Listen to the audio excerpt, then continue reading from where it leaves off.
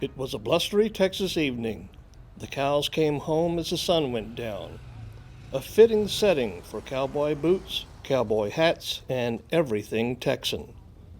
This was the scene at the Boots and Badges fundraiser at the George Ranch Historical Park. The boot part was obvious. The badge part was painfully obvious in one corner of the event, where attendees were reminded of the sacrifice first responders and their families are willing to give in the service of their community. They're the ones that are always running toward rather than away from whatever the situation may be. Our first responders are not the highest paid people in the world. They work extremely hard. They put in a lot of hours, and a good many of them have to work extra jobs in order to make ends meet. And when they have a catastrophic event, it knocks them out of their budget. Not only aren't they prepared for it, but insurance a lot of times doesn't cover it. There's just nowhere for them to get the money. Let me give you an example. Say a young first responder off duty has an accident and loses his leg. Once his sick benefits and vacation time are over with, then he is no longer employed for all intent and purposes, financially anyway. He's going to be going through rehab for a period of time, and he's going to be fitted with an artificial leg, a prosthetic, until he can get up and around, until he can get back on duty and start making some money.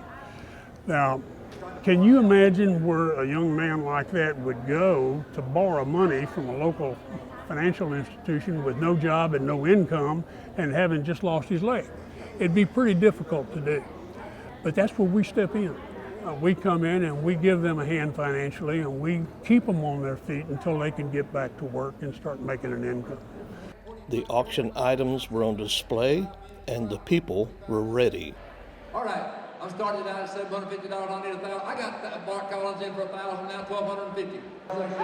Oh, 16.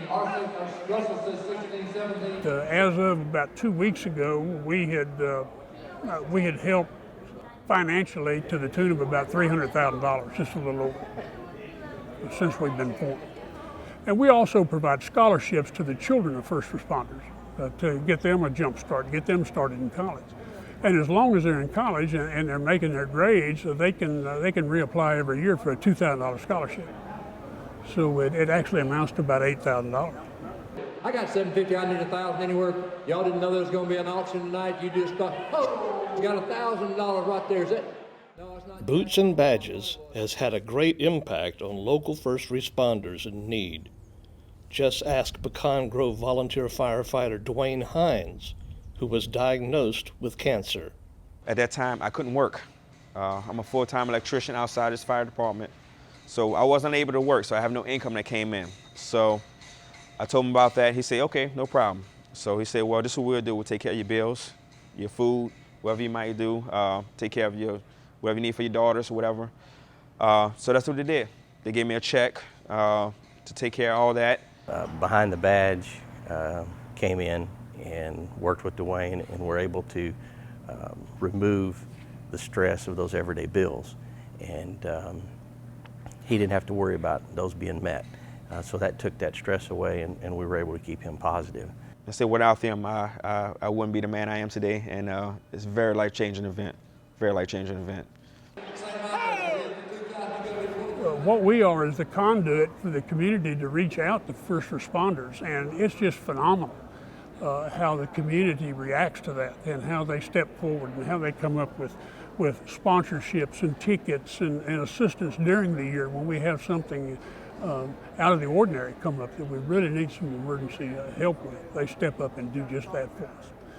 Number 231's in for $1,100 going twice.